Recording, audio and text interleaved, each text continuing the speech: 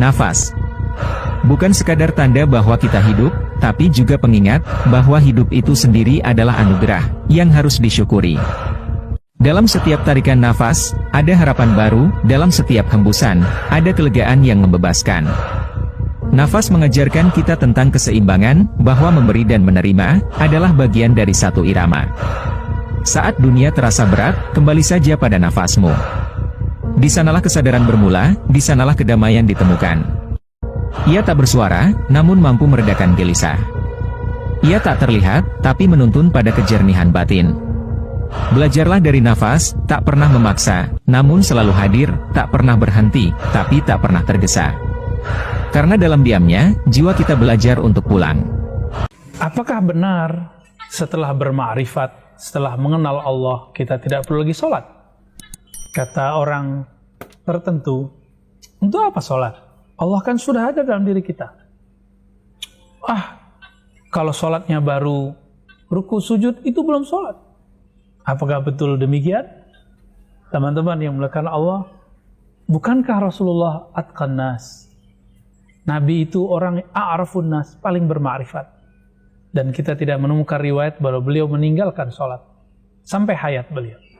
Sampai hayat beliau berakhir. Jika kita melihat ada orang yang dianggap ahli ma'rifat, terlihat dalam kasat mata kita tidak sholat, belum tentu dia tidak sholat. Mungkin kita yang merasa sok sudah sholat. Pertama yang Nabi ajarkan setelah orang syahadat apa ini? Mengenal Allah Subhanahu wa ta'ala. Bukan sholat dulu, bukan puasa dulu. Ya, jangan sampai ntar kayak teman saya, habis syahadatin orang Cina, besok bulan puasa, disuruh puasa sama Ustadz, 2 hari habis itu dia murtad lagi. Sulit jadi orang Islam katanya. Disuruh puasa gua katanya. Ada orang bilang, nggak ada, langsung saja kepada Allah. Itu ma'rifat syaitan. Itu ma'rifat syaitan. Semoga kalau ada yang sudah terlanjur begitu, dia surut. Dicek lagi apa yang salah di catatan dia dulu waktu ngaji ma'rifat kepada gurunya. Nggak ada Muhammad katanya, Muhammad dalam diri kita. Itu suul adab itu. Ya. Walaupun betul nur Sayyidina Muhammad mengalir dalam diri kita, tapi kita bukan Muhammad. Ada orang bilang, Ciri-ciri orang yang bermakrifat, dia mendirikan ubudiyah dan sholat kepada Allah SWT. Berdasarkan surat Thaha ayat 14 ini, boleh kita istinbat, kita ambil satu makna. Apa maknanya? Sholat adalah penghujung makrifat, sedangkan makrifat adalah awal dari sholat. Maka siapa saja yang dia bermakrifat, pasti dia mendapatkan puncaknya, yaitu sholat. semua ilmu hakikat batil illa haqiqah al-haqiqah al-muhammadiyah, kecuali ilmu hakikat yang mengajarkan pintu hakikat melalui Sayyidina Muhammad sallallahu alaihi wasallam. Semua ilmu hakikat Maka Nabi Muhammad disebut Nurullah. Muhammad Rasulullah itu kerasulan. Muhammad Nabiullah kenabian. Hakikat beliau adalah Nur. Muhammad Nurullah. Nih perhatikan, ini perbedaan ahli hakikat sama ahli marifat. Ini dua-duanya kajian dalam. Ini masih boleh dibuka karena hadisnya sahih. Hadisnya sahih. Perhatikan. Kalau ahli hakikat, mereka mabuk kepada Allah langsung, tapi mereka lupa satu bab, yaitu Rasulullah Sallallahu Alaihi Wasallam. Apa kata mereka? Yang mendengar di dalam diriku Allah. Nah ini ahli hakikat begitu ngomongnya. Yang memandang adalah Allah. Yang hidup adalah Allah. Yang berilmu adalah Allah. Begitu. Itu benar gak? Benar. Tapi kurang adab. Itu benar tapi kurang adab. Maka orang yang beradab, apa kata Syekh Abdul Qadir Jilani, kumpulan dari ilmu hakikat, jadi ilmu hakikat digabung, itu namanya ma'rifat. Dalam ma'rifat itu ada adab kehambaan kepada Allah Subhanahu wa ta'ala. Wa ma arsalnaka illa rahmatan lil alamin. Kami tidak utus engkau kecuali engkau hakikatnya adalah rahmat. Maka hakikatur Rasul sallallahu alaihi wasallam rahmatullah. Wa ma arsalnaka illa rahmatan lil alamin. Kami tidak utus engkau kecuali engkau hakikatnya adalah rahmat. Maka hakikatur Rasul sallallahu alaihi wasallam rahmatullah. Wa ma arsalnaka illa rahmatan lil alamin. Kami tidak utus engkau kecuali engkau hakikatnya adalah rahmat. Maka hakikatur Rasul sallallahu alaihi wasallam rahmatullah. Wa ma arsalnaka illa rahmatan lil alamin. Kami tidak utus engkau kecuali engkau hakikatnya adalah rahmat. Maka hakikatur Rasul sallallahu alaihi wasallam rahmatullah. Wa ma arsalnaka illa rahmatan lil alamin. Kami tidak utus engkau kecuali engkau hakikatnya adalah rahmat. Maka hakikatur Rasul sallallahu alaihi wasallam rahmatullah. Wa ma arsalnaka illa rahmatan lil alamin. Kami tidak utus engkau kecuali engkau hakikatnya adalah rahmat. Maka hakikatur Rasul sallallahu alaihi wasallam rahmatullah. Wa ma arsalnaka illa rahmatan lil alamin.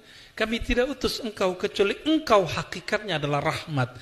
Maka hakikatur Rasul sallallahu alaihi wasallam rahmatullah. Wa ma arsalnaka illa rahmatan lil alamin. Kami tidak utus engkau kecuali engkau hakikatnya adalah rahmat. Maka hakikatur Rasul sallallahu alaihi wasallam rahmatullah. Wa ma arsalnaka illa rahmatan lil alamin. Kami tidak utus engkau kecuali engkau hakikatnya adalah rahmat. Maka hakikatur Rasul sallallahu alaihi wasallam rahmatullah. Wa ma arsalnaka illa rahmatan lil alamin. Kami tidak utus engkau kecuali engkau hakikatnya adalah rahmat. Maka hakikatur Rasul sallallahu alaihi wasallam rahmatullah. Wa ma arsalnaka illa rahmatan lil alamin. Kami tidak utus engkau kecuali engkau hakikatnya adalah rahmat. Maka hakikatur Rasul sallallahu alaihi wasallam rahmatullah. Wa ma arsalnaka illa rahmatan lil alamin. Kami tidak utus engkau kecuali engkau hakikatnya adalah rahmat. Maka hakikatur Rasul sallallahu alaihi wasallam rahmatullah. Wa ma arsalnaka illa rahmatan lil alamin. Kami tidak utus engkau kecuali engkau hakikatnya adalah rahmat. Maka hakikatur Rasul sallallahu alaihi wasallam rahmatullah. Wa ma arsalnaka illa rahmatan lil alamin. Kami tidak utus engkau Di dalam Al-Quran surat Thaha ayat 14, coba lihat bahwa ma'rifat, akhir ma'rifat adalah salat. Allah berfirman, berkalam kepada Sayyidina Musa. Apa kata beliau? Innani anallah la ilaha illa ana. Sesungguhnya aku adalah Allah, tiada ilah, tiada yang berhak disembah kecuali aku. Dan di ujungnya Allah mengatakan, fa'budni, sembahlah aku, aqimis salata li dzikri, dirikanlah salat untuk mengenangku, mengingatku. Allah mengenalkan dirinya, sesungguhnya akulah Allah, sembahlah aku, lalu dirikan salat untuk mengingatku. Di dalam Al-Quran, nafas bukan sekadar tanda bahwa kita hidup, tapi juga pengingat bahwa hidup itu sendiri adalah anugerah yang harus disyukuri. Dalam setiap tarikan nafas, ada harapan baru, dalam setiap hembusan, ada kelegaan yang membebaskan. Nafas mengajarkan kita tentang keseimbangan, bahwa memberi dan menerima adalah bagian dari satu irama. Saat dunia terasa berat, kembali saja pada nafasmu. Di sanalah kesadaran bermula, di sanalah kedamaian ditemukan. Ia tak bersuara, namun mampu meredakan gelisah. Ia tak terlihat, tapi menuntun pada kejernihan batin. Belajarlah dari nafas, tak pernah memaksa, namun selalu hadir, tak pernah berhenti, tapi tak pernah tergesa. Karena dalam diamnya, jiwa kita belajar untuk pulang. Kesiapanmu, ya, ista'daduka li ru'yatihi, kesiapanmu untuk memandangnya bergantung kepada isti'daduka li mahabbati habibihi atau li hubbi habibihi. Sejauh mana engkau mencintainya, sejauh itulah hakmu memandang Allah. Pernahkah dirimu merasakan ada kebenaran yang menggema di dalam dada, tapi akalmu tak mampu menjangkaunya, seperti pelaut yang kehilangan bintang, tapi kapal tetap tahu arah pulang? Inilah bahasa kalbu, ketika yakin datang bukan lewat logika, tapi lewat getaran yang merobek lapisan jiwa. Para arifin menyebutnya ilmu laduni, pengetahuan yang mengalir langsung dari sumbernya, tanpa perantara huruf atau nalar. Akal itu bisa berpikir, tapi tak bisa merasakan. Sedangkan hati adalah kompas yang selalu menunjuk ke jia. Bahkan ketika seluruh peta dunia berbohong, maka ketika hatimu bergetar tanpa sebab, ketika kau menangis tapi tak tahu alasannya, Ketika kau yakin padahal seluruh lisan mengatakan tidak, jangan khianati itu. Mungkin itu adalah bisikan sang kekasih yang sedang membisikkan rahasianya langsung ke dalam rongga hatimu, karena terkadang cahaya itu terlalu terang untuk bisa dilihat oleh mata kepala, namun selalu tepat untuk dirasakan oleh mata hati. Semesta nggak menilai kamu dari label baik atau jahat. Ia nggak bekerja seperti manusia yang pakai standar moral, agama, budaya, atau citra luar. Ia cuma sistem yang jujur, yang membaca dan merespon getaran batinmu. Jadi meski kamu terlihat baik, kalau hatimu penuh luka, kecewa, atau amarah tersembunyi, itu yang akan kembali padamu. Bukan soal siapa yang benar atau salah, tapi siapa yang jujur dalam dirinya. Siapa yang enggak lagi sibuk membuktikan bahwa dia suci, tapi sibuk menyembuhkan luka-lukanya. Karena kadang kamu bukan disakiti oleh orang jahat, tapi oleh ekspektasimu sendiri. Kamu berharap mereka punya standar moral yang sama sepertimu. Pandangan benar dan salah tiap orang beda. Tapi energi itu netral. Tapi dia jujur, dia enggak bohong. Apa yang kamu pancarkan, itu yang kamu tarik. Apa yang belum selesai dalam dirimu, itu yang akan terus dipantulkan kembali oleh semesta, lewat kejadian, lewat orang lain, bahkan lewat rasa sakit. Tuhan Maha Adil, dan semesta, Ia hanya menjalankan hukumnya, bukan untuk menghukummu, tapi untuk menyadarkanmu, bahwa yang perlu kamu benahi bukan dunia luar, tapi dunia dalam. La ilaha illallah.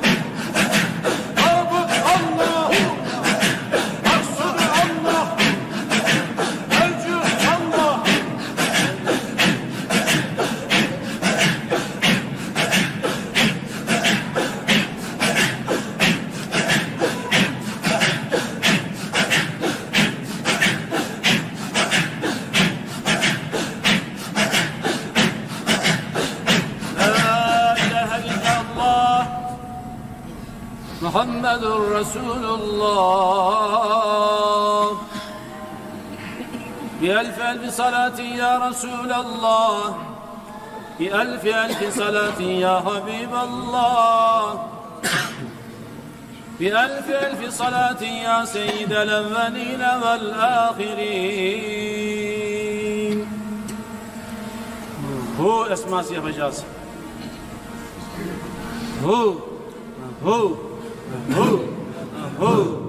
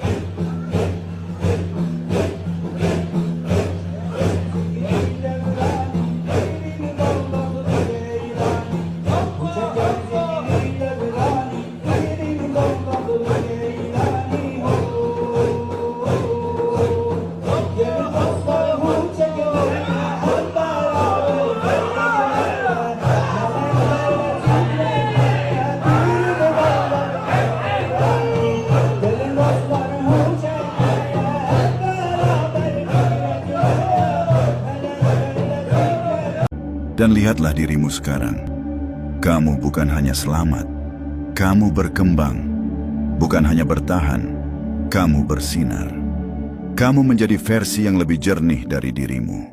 Lebih tajam dalam melihat, lebih lembut dalam merespons, lebih bijak dalam memilih. Karena pengkhianatan yang kamu alami telah memperluas kesadaranmu. Semesta tidak pernah menyia-nyiakan luka. Setiap air mata yang kamu tahan, setiap kata yang tidak kamu balas, setiap kebaikan yang kamu berikan meski tak dihargai, semua itu dicatat dengan teliti. Dan sekarang, catatan itu sedang dibuka, bukan untuk membalas dendam, tapi untuk menunjukkan bahwa kamu adalah jiwa yang siap naik ke tahap berikutnya. Kamu kini berdiri dalam terangmu sendiri, tanpa perlu pembuktian kepada siapapun. Dan di tempat yang tinggi itu, kamu bisa melihat segalanya dengan jernih. Bahwa pengkhianatan mereka hanyalah alat semesta untuk membebaskanmu dari keterikatan yang menghambat takdirmu. Jadi, terima pelajaran ini dengan hati yang penuh syukur. Bukan karena kamu menyukai luka, tapi karena kamu menghargai pertumbuhan. Bukan karena kamu ingin disakiti lagi, tapi karena kamu tahu, setelah badai ini berlalu, kamu tidak akan pernah sama lagi. Kamu telah berubah, dan perubahan itu adalah anugerah terbesarmu. Pengalaman pahit yang kamu jalani bukanlah tanda kelemahan, melainkan proses penyucian. Kamu tidak sedang dihukum oleh kehidupan, tapi sedang dipersiapkan untuk versi dirimu yang lebih tinggi, lebih kuat, lebih sejati. Apa yang mereka lakukan di belakangmu bukan hanya ujian kesabaran, tapi juga pengasahan intuisi. Kamu belajar membedakan mana yang tulus dan mana yang palsu. Kamu belajar mengenali energi, bukan dari kata-kata yang diucapkan, tapi dari getaran yang terpancar. Kamu belajar bahwa senyuman bisa menyembunyikan niat, dan bahwa kedekatan tak selalu berarti kepercayaan. Namun justru dari situlah kamu bertumbuh. Seperti emas yang dimurnikan dalam api, kamu melewati panasnya pengkhianatan untuk menghilangkan karat yang tidak kamu sadari menempel dalam hidupmu. Orang-orang yang kamu kira akan selalu mendukungmu, ternyata datang hanya untuk menjadi pelajaran. Mereka hadir untuk menunjukkan siapa dirimu sebenarnya ketika tidak ada yang membelamu.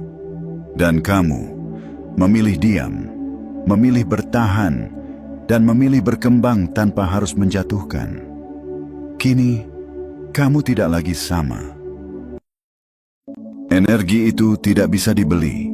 Ia lahir dari luka yang telah kamu sembuhkan, dari ketulusan yang kamu jaga meski dikhianati, dari kesabaran yang kamu rawat meski dicurangi. Kini kamu memahami bahwa tidak semua orang bisa dibawa ke level yang lebih tinggi. Beberapa hanya ditakdirkan hadir dalam bab tertentu, lalu menghilang saat ceritamu mulai berkembang. Dan tidak apa-apa, karena kamu tidak kehilangan siapapun. Kamu justru disaring, disucikan, dan dibersihkan, agar hanya energi murni yang ikut bersamamu. Jangan ragu menjaga jarak. Itu bukan bentuk kebencian, tapi bentuk cinta kepada diri sendiri. Jangan goyah saat mereka mencoba kembali.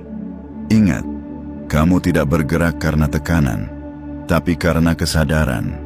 Kamu bukan pelari dari masa lalu, tapi perintis masa depan. Dan saat kamu terus melangkah dalam keseimbangan dan keheningan, semesta akan terus membuka jalan yang tak bisa mereka masuki. Karena medan energimu kini dilindungi, dikelilingi oleh frekuensi yang hanya bisa ditembus oleh mereka yang sejati. Yang palsu akan terpental, yang pura-pura akan tersingkir. Karena kamu sudah di tahap di mana hanya keaslian yang boleh tinggal. Teruslah melangkah. Kamu sudah terlalu jauh untuk kembali dan terlalu tinggi untuk dipaksa turun. Biarkan cahaya memisahkan apa yang tak lagi sefrekuensi. Karena dalam terang itulah kamu menemukan rumahmu yang sebenarnya.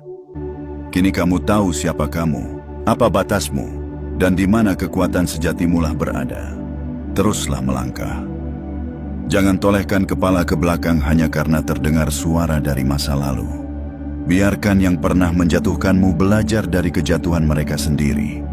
Kamu punya tugas lebih besar, menjalani takdir yang sudah lama menantimu. Menciptakan realitas baru melalui napas. Bayangkan jika setiap tarikan napas adalah langkah menuju kehidupan yang lebih selaras, lebih damai, dan lebih berdaya cipta. Di bab terakhir ini, kita akan membuka mata batin terhadap kekuatan sejati dari pernapasan sebagai alat pencipta realitas. Karena apa yang Anda rasakan saat ini adalah apa yang Anda tarik melalui napas. Dan apa yang Anda tarik adalah energi yang sedang Anda bangun menjadi dunia di sekitar Anda. Ketika seseorang bernapas dengan penuh kesadaran, maka dia sedang memilih vibrasi yang ingin ditanam dalam kehidupannya. Pernapasan bukan hanya mengatur aliran oksigen, tapi juga mengatur aliran niat, emosi, dan fokus. Dalam setiap hembusan, Anda bisa melepaskan keterikatan lama. Dalam setiap tarikan, Anda bisa membawa masuk niat baru, niat yang jernih, niat yang penuh cinta, niat yang menumbuhkan kehidupan. Coba rasakan pernapasan dengan satu tujuan, mengundang energi baru. Tarik napas seolah Anda sedang menyerap kedamaian dari alam semesta. Tahan sejenak, biarkan tubuh Anda menyatu dengan vibrasi itu, lalu hembuskan perlahan seolah melepaskan semua keraguan, luka, dan rasa takut. Ulangi itu beberapa kali, dan Anda akan mulai merasakan ada sesuatu yang berubah. Bukan di luar, tapi di dalam. Ini energi kepemilikan, dimulai dari rasa sudah memiliki. Segala hal yang terlihat di dunia ini berasal dari satu sumber yang sama, kesadaran. Dan kesadaran itu bekerja seperti cermin. Ketika di dalam diri ada keyakinan bahwa kita sudah memiliki, maka dunia luar mencerminkan hal yang sama. Tanpa harus bergerak, tanpa harus mengejar, cukup dengan memancarkan rasa kepemilikan itu, semesta mulai bergerak. Banyak yang tidak sadar bahwa saat merasa belum punya, kita justru memancarkan sinyal kekurangan. Dan kekurangan itu yang terus datang. Tapi saat mulai merasa bahwa semua yang diinginkan sudah menjadi bagian dari diri, energi kita berubah. Kita tidak lagi meminta, kita tidak lagi berharap, kita hanya tinggal dalam frekuensi memiliki. Dan pada saat itu, realitas mulai menyesuaikan diri. Bayangkan seorang raja yang duduk di singgasananya. Ia tidak berlari ke sana kemari mencari harta. Ia hanya menjadi raja. Ia hanya merasa layak menerima. Ia tidak bergerak, tapi segalanya datang kepadanya. Begitulah alam merespons. Ketika energi seseorang memancar dari rasa cukup, dari rasa penuh, dari rasa layak, maka dunia pun mengikuti arah itu. Yang kamu butuhkan bukan aksi luar yang berlebihan, tapi penyelarasan dalam. Ubah keyakinan dari dalam. Julian, jika Anda pernah bertanya mengapa Anda harus melalui perjalanan yang berbeda dari orang lain, ingatlah ini. Jiwa yang membawa tugas istimewa tidak dilatih dalam kenyamanan, tetapi dibentuk dalam ketahanan. Anda tidak sedang dihukum, Anda sedang dipersiapkan. Dan setiap lapisan pengalaman Anda adalah bekal untuk mengelola sesuatu yang jauh lebih besar daripada apa yang bisa dilihat oleh mata fisik. Kekayaan